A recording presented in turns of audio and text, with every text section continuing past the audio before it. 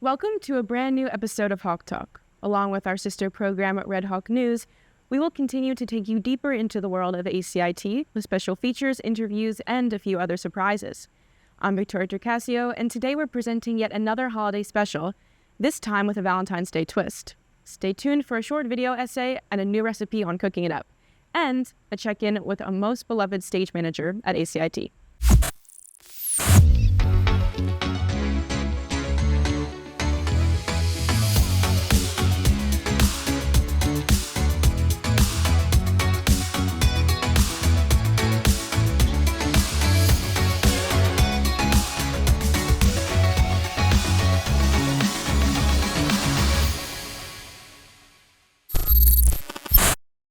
The 2026 NASCAR races began February 1st, but what is NASCAR and how did it begin?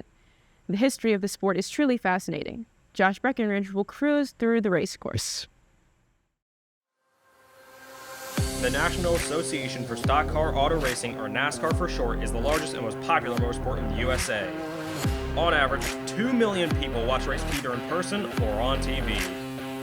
However, most don't know of NASCAR's origins. Luckily, I, Joshua Breckenridge, will tell you the story of America's biggest motorsport.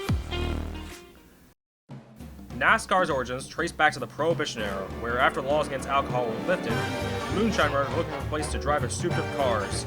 They soon took to racing each other on small dirt ovals and sometimes larger tracks. However, it was soon decided that an organization was needed to host these events, which were ever-growing in popularity. And so on December 14th of 1947, driver Bill France and several other drivers met together at the Streamline Hotel in Daytona Beach, Florida. This is where NASCAR was born. NASCAR soon became a hit with fans, and it wasn't long until its first TV coverage in 1979 to what fans deem as the best NASCAR race ever, the 1979 Daytona 500. At Cale Yarborough, the white flag is out. 1 lap to go. This is the last lap. Stand by for a finish. Two of the greatest fiddling here, fidgeting with first place. Where will Cale make his move? He comes to the inside. Donnie Allison throws the block. Cale hits him. He slides. Donnie Allison slides. They hit again. They climb into the turn. They're hitting the wall. Waltrip trying to slingshot. Petty is out in front at the line. Waltrip to the inside. Petty wins it. And there's a fight between Cale Yarborough and Donnie Allison. The tempers overflowing. They're angry. They know they have lost. After this race was first broadcast, NASCAR became a smash hit and it only grew in popularity more. And with this newly gained popularity came a bunch of new drivers who would go and become household names, such as Darrell Waltrip. The Daytona 500 belongs to Franklin, Tennessee's Darrell Waltrip. He's done it. Dale Earnhardt Sr., or the Intimidator. There you see, Bodine in the 5. He gets trapped on a slow car. And as he gets trapped in the slow, Earnhardt just drives around in the dirt. Goes through the dirt. And the King, Richard Petty. Is he slowing down? Is he running out of fuel? He's coming across the line slowly, but he takes the checkered flag. More iconic moments would only be soon to come, such as Dale Earnhardt finally winning the 1998 Daytona 500. 20 years of trying, 20 years of frustration. Dale Earnhardt will come to the caution flag to win the Daytona 500. Kurt Busch and Ricky Craven's close finish at Darlington in 2003. Here he comes. Here he comes. He's got him this time. It's going to be a drag race. Wow! They touch. Craven got him. Craven got him. And Craven. All right. What a finish. Have you ever? No, I've never. And the insane finish of the 2007 Daytona 500. Turn 4. It's going to be a drag race all the way back to the start-finish line. No caution. They're side by side, right to the line. Big crash. Here they come. Checkered flag. And now in modern day, NASCAR has seen the rise of stars like Chase Elliott. Chase Elliott comes out of turn number 7. The crowd roars. They're going to see for the first time Chase Elliott win in the Monster Energy Cup Series. Dale Earnhardt Jr. The 8 is pulling away. Less than a mile to go. Oh, we got a wreck. Third generation star Dale Earnhardt Jr. brings him to the flag. Checkered flag waving. It's over. It's Earnhardt. Jeff Gordon. Gordon looking for a storybook ending to the 2015 season. Out of 3 and 4, this win's going to punch his ticket to the championship 4. And with the 2026 NASCAR season starting on February 1st, it's is just around the corner, and who knows what this season might have in store for our drivers. The 2026 NASCAR Cup Series season starts on February 1st, 2026 at Bowman Gray Stadium. Drivers, start your engines. What an exhilarating ride. For more video essays, make sure to look for video essays on the Red Hawk Media channel. Recently, students a part of Thespian Society took a trip to Washington Township High School for the annual NJ Thespian Festival. Today, we have a special interview with Amelie, who was awarded Superior for stage managing. I am Amelie Arismendi Perez. I am a senior in the Computer Science Academy. January 17th was the annual New Jersey Thespian Festival, a statewide event that celebrates every part of theater. Schools participate in the International Thespian Society from all over the state and Delaware. I got awarded Superior for my stage management presentation. However, she didn't earn this status just by attending. She had to present her portfolio to the committee, who tested their technical skills involving the art of theater. I specifically presented this prompt book, which included stuff like the schedule of the musical last year. It included the schedule, what stuff I had to do, especially on the list of duties. As I said, the schedule, the shift plot, even my script. In the presentation, she talked about her past experiences with ACIT's musicals. This year, she's going through that same process once more with Les Miserables. It's a lot, but I enjoy it because you do get to see a lot of people's perspectives on the musical. You get to learn why they do it, why it's their passion. Not only from the actors, but also from stage crew as well. You get to learn why they do it, why they stay until late, especially during tech rehearsals. You get to learn their passion, and I really appreciate that because stage managing is my passion. It's not even just stage managing, but also stage crew as a whole. This opportunity couldn't have been possible without the support of her friends and ex-stage manager Brielle Bouteau. I would like to thank just everybody in stage crew because they ultimately pushed me to they didn't push me, but they motivated me to compete because usually I wouldn't compete, but I want the stage crew to earn something for themselves, and if I have the opportunity to do it, then I'll do it. I would also like to thank my director for the musical, not only Ms. Gaskell, but Mr. McInnes, also Mr. Mori and Mr. C, because Mr. C did help me a lot in preparing for the presentation. To compete and attend the Thespian Festival, sign up for next year's musical to act or hang out backstage. For Red Hawk Media, I'm Hannah Kanievich. Shout out to Amelie, the driving force of ATIT's musicals, and don't forget to buy tickets for Les Mis for the 26th, 27th, or 28th. In Dr. L's drawing and painting class, students wrote and illustrated their own children's books. Gianna Sanchez got Thomas Calabrese to read one as a special treat. Dr. Livonia's drawing and painting class had a project where they were creating children's books and they displayed them in the ACIT Media Center. They are filled with fun and original characters and vibrant colors. We asked one book author, Tommy Calabrese, about his opinions on the project and what he felt about the book Not All Leaves Are the Same by Sarah Lavillo. We started out the process of making these books by first coming up with what we want to write about. So we took inspiration from different animated short films. We watched some clips of some Disney movies to try to figure out what story, what message we want to convey. And then once we did that, we made kind of a storyboard of the different pages that we'd have and what exactly the progression we're gonna have. We started off with the title page, and then we did the back cover, and then that allowed for everything else in between all the pages to fill itself in and let the story come to life. This book by Sarah Lavillo is about how different leaves fall. Some leaves don't. And so it teaches a great moral about how everyone is different while also giving true scientific facts about leaves. Not All Leaves Are the Same by Sarah Lavillo.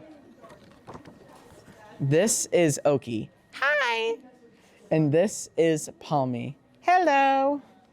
Oki is sad because every year he falls off his tree, but Palmy does not. Palmy tells Oki that he needs to fall. You have to fall. This makes Oki very confused. Why do I have to fall and you don't? Palmy explains to Oki that in order for him to grow during the winter, he must fall off of the tree. He also explains that many other leaves fall every winter, but because Palmy lives in a warm place, he doesn't. In order to grow bigger and more beautiful, you must fall in the winter. I don't because I live somewhere warm. many other leaves fall. Oh, yay! I get to be more beautiful. The end. Leave-tastic. These books sure are a treat to admire in the Media Center. To wrap up this half of the holiday special, we've got an addition to Cooking It Up from Ashley and Gianna.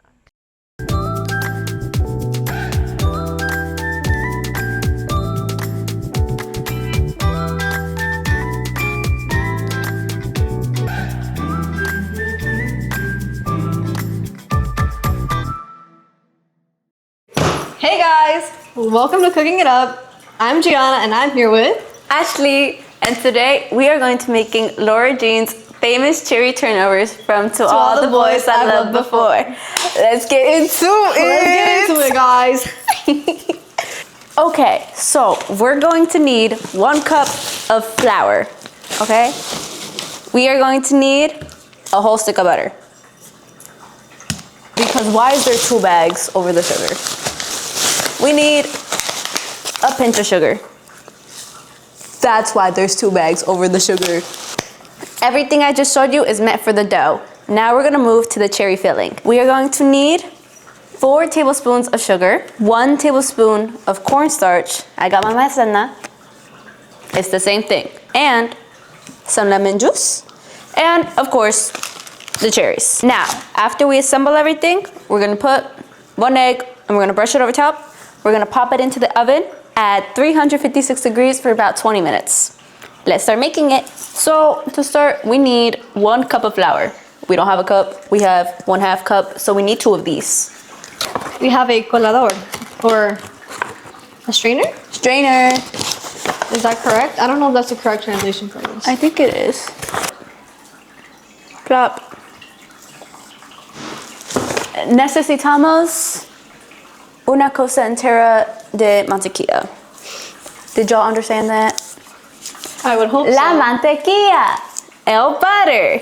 El butter, the butter. Pinch of sugar, done. But now we are going to hand mix this. We are making this recipe so you can share with someone on Valentine's Day. But in our case, we're gonna be sharing with each other. Yeah. All right, so we're gonna put a little bit of flour at the top. That might have been a lot, but it's okay. And now we're gonna roll it out. No? Okay, now we're gonna cut. Oh, I used the wrong side of the knife. Use the right side of the knife. Use the right side of the knife. We're gonna cut squares. Squares. Well, rectangles. This part's broken. We're gonna make do with what we have. Yeah. So it's about that many cherries. We don't know how many that is. They didn't specify, but we are going to also wash them and take the stems off, and I guess take the pits out too. So I'm just gonna put it at like low to medium heat, and I took all of the seeds out. Now we need 4 tablespoons of sugar along with the cherries. This is half a teaspoon. We may need more. Oy, hello. Uh-oh. I do apologize. Okay, I have my maizena. It might be a little bit too much. Maizena, if you guys don't know, is literally just cornstarch. Oh, yeah, cornstarch. Sorry, I forgot. I forgot that not everybody understands what we're saying. Cornstarch. Cornstarch. This is what it looks like right now. We are supposed to have chunks in this, so, you know. Yeah, you want a little chunkiness to it. Also, by the way, when you cook, maybe put your hair up. She's just vibing. Okay. Yeah, I'm not just here for the aesthetics. So we are now adding on the cherry filling into the middle of the tarts. Let's get some action shots. These are our cherry turnovers, guys. We forgot the egg wash, so put the egg on top before you put it in the oven. Yes, please.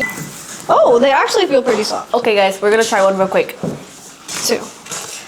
Tendelitis. Yes. This was our Cooking It Up segment, guys. I hope you guys enjoyed. Adios. Y que Dios te bendiga. Siempre. Bye. Bye.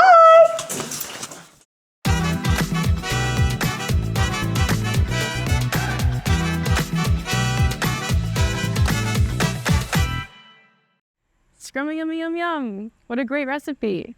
That's all from Hawk Talk. Stay tuned for more segments for the crew of Red Hawk News.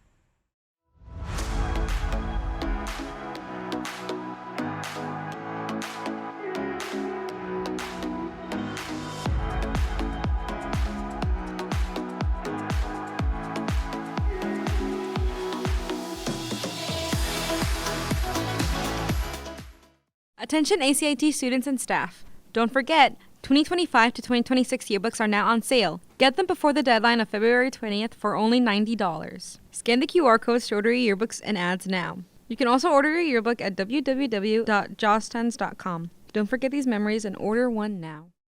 On February 26th, ACIT will hold its annual Career and Job Fair for students of all ages. Places like Main Street, the 1100 hallway, the Media Center, and the cafeteria will all be lined with representatives from different companies, beginning at 10 a.m. and finishing at 1 p.m. Those who wish to participate in the event will be able to leave during their lunch period or during class with permission from your teacher and visit the dozens of vendors who will be attending. You can talk to the industry professionals and learn about the various job pathways, including food service, healthcare, military, law enforcement, and more. Each vendor comes prepared with pamphlets, mini-games, and even tools worked with in the field to attract visitors. If you're interested in looking for a job as well, be sure to bring your resume, as on-the-spot interviews may be conducted right then and there. For more information, contact Ms. Gian DeMeo at gdemeo@acitech.org. We hope to see you there. Coming up is ACIT's spring musical Les Miserables on February 26th, 27th, and 28th at 7 p.m. alongside the matinee show at 2 p.m. on the 28th. Ticket and ad sales are open now. Scan the QR code or visit the link on the Performing Arts Instagram account to reserve your tickets. Please help support the arts and your talented peers by donating and attending one of the performances. We hope to see you there. For Red Hawk Media, this is Gigi Falcone.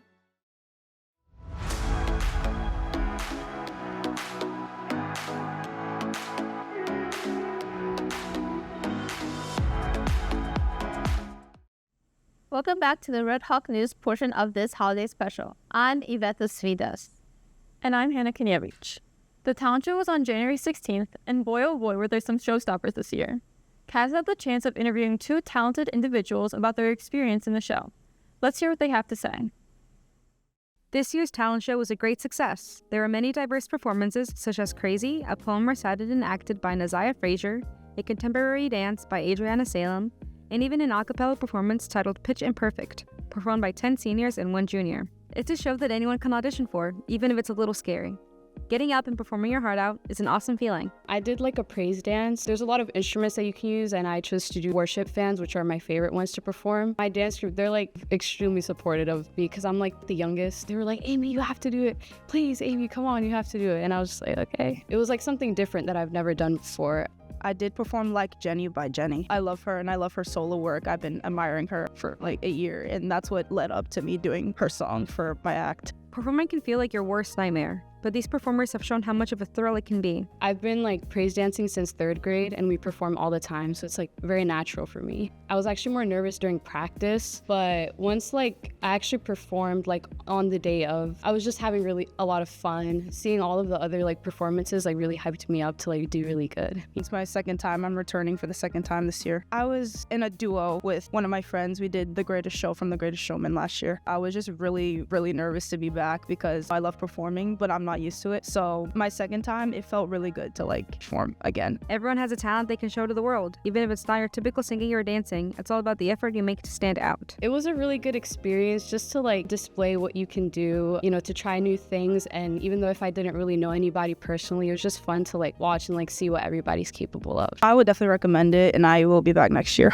Congratulations to all who placed and everyone who participated. Special thanks to Miss Dennis for putting everything together and allowing these kids to perform. For Red Hawk Media, I'm Cass Pichardo. They put on a spectacular performance. Seriously, speaking of talent and passion, the mock trial team recently made it to the playoffs. Nancy has more. Did you know our school has a mock trial club? It does, and recently mock trial has made it to the semifinals. But what even is mock trial? So in mock trial, we have a case that we have to prepare to go to court. We take on roles of attorneys and witnesses and create our arguments. Yeah, and then we go to Atlantic City Courthouse and do competitions against other schools. Competitions include people from in the field like real-life judges. It's a great way for students to create connections, especially if they want to pursue law. Being a lawyer was always one of my career choices, so I wanted to have some experience of it. Since this was my first year, I did play a witness and not a lawyer, and I don't regret it. It may seem like a tedious club getting information and creating an argument, but it all pays off in the end. My favorite part of mock trial is just getting to know everyone. I feel like I've made a lot of friends through mock trial, and it's a really good way to like get involved with. My favorite part was being able to use all the evidence we got to make a full-on case that would either make him guilty or not guilty, and then we were able to make it to the semifinals from that. The club is on the lookout for new members. It is a friendly community and club members are very welcoming. So sure, I think like Rosalind said, you can join for public speaking, team communication, bonding. There's so many things you could join besides just having an interest in law, but it's also just really great if you do want to go into the law field. You also get like a good group of people from like different grades. So you have like different people of different experience levels who you'll talk to and work with, and it kind of gives you like a support system within that. It's pretty cool. Please join mock trial next year. To join, you can reach out to Mr. Collins or Mr. Stano. For Red Hawk Media, I'm Nancy Ceballos de Jesus. Congratulations to all the hardworking students that trained for that moment. To bask in that same glory, join mock trial next year. We'll be right back after this quick break.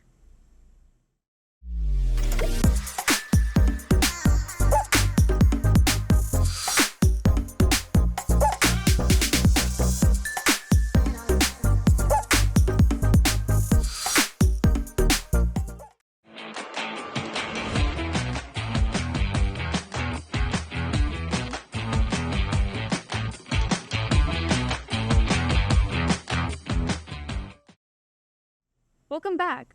Avetta, what's the news with the JROTC Academy? They always seem to be busy bees. Well, Hannah, recently the Academy had their inspection. Noah Simon is going to tell us more. On January 14th, our JROTC cadets had their annual inspection. Cadets from all 4 years have been practicing for the day of inspection since the first day of school in September. But what exactly happens at these inspections every year? We had the opportunity to interview the NJ 20131 former Cadet Corps Commander and current Cadet Corps Commander about this year's annual inspection, along with the purpose of having these inspections annually. During the JROTC inspection, we have like a set schedule of events. So first we have to do our mass inspection, which is like all the cadets get into like one big flight, and then they all get inspected individually by Mr. Garcia, who was our inspector. And then we move on to the color guard and 30-step, which also went really well. As we know, we got 100% on our inspections, so that shows how well we did. And then we transition into the pack, which we did our presentation about basically everything that we've been working on for the past couple months. So the purpose of our annual JROTC inspections are basically just to make sure that our Cadet Corps is being held up to the standards that they need to be. And just a lot of work that goes into making sure the cadets are putting in the work that they need to be to help hold the standards that we have. And Mr. Garcia wants to see all the effectiveness of what we do, our leaders, and our flights in general. And they want to see how well we work as a team together, including with our instructors and our teachers. For Red Hawk Media, I'm Noah Simon. Thank you for joining us. Don't forget to follow Red Hawk Media on YouTube. Please like and subscribe to receive the latest news from ACIT. For the crew and staff of Red Hawk Media, we wish you a great long weekend and a happy Valentine's Day. Pursue what you love.